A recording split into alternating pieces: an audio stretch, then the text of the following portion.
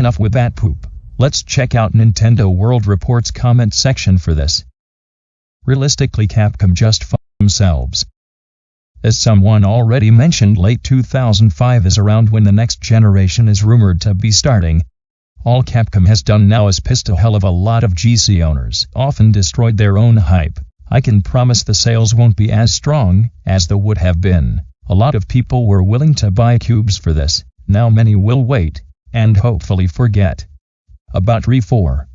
Lost in the holiday shuffle of 05, I think this is a Sony conspiracy to ensure no mature games do well on the GCN. We'll never get an M-rated third title again. Hold on.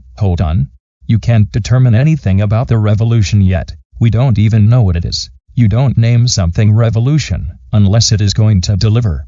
I highly doubt it is just another processing power upgrade. Well, I usually don't do predict doom for a console that hasn't even been described yet, but Nintendo is on a very bad downward trend. They have no market share or mind share, and it is as shit like this that reinforces it monthly. I let use Monkey Ball and the rest of the Capcom forgo, because they were never under contract, but RE4 is under contract. A contract that still has a year left, and Capcom is making this announcement before the game is out. And Capcom is a third party with respect for Nintendo. With friends like that, who the hell needs enemies? I'm sure Baten Kaitos is next on the to-port list. Well, the good news is that mainly hardcore Resident Evil fans will hear of this, but wait, no. Remember that PS2 loving salesman at GameStop? Oh shit. He's gonna tell all those little mainstream gamers, officially pissed off at Capcom. I wanted that Street Fighter collection, and the cool Street Fighter controller, but no, Nintendo doesn't get it. Nintendo should just take Zelda Minish Cap away from them, steal all the game data, and finish the game themselves, and take all profits from the game. Well, if there's one thing we've learned today, it's that you should never rely on third parties. They're fickle, and will go wherever the market leads them, and they'll always be on the other systems, because Nintendo simply isn't cut out to be the leader of the market anymore. They're simply, plainly, culturally irrelevant to most modern gamers, and the very thing that makes them irrelevant is their dedication to game control and quality, at the cost of everything else. So in the end, it's just that the time for Nintendo being the biggest thing in gaming is over. They had their day back in the 80s and 90s. It's someone else's turn now, and Sony/Microsoft are suited to bring gaming to today's masses in a way that Nintendo never could. But another thing we should all be learning is, are we Nintendo fans? Does it matter to us if we're niche or not?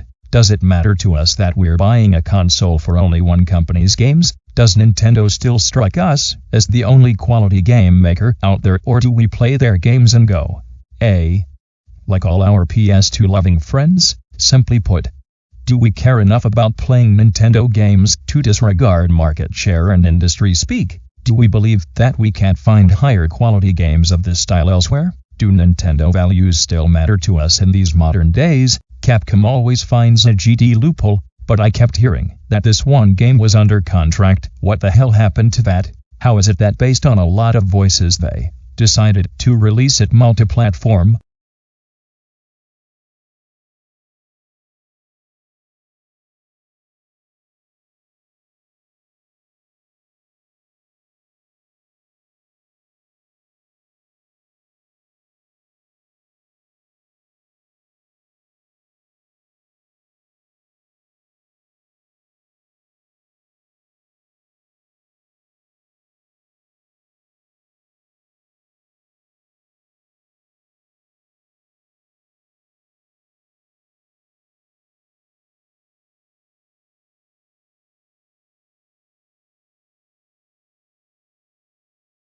Special thanks to naturalreaders.com. Thank you all so much for watching, and I hope you have an amazing day.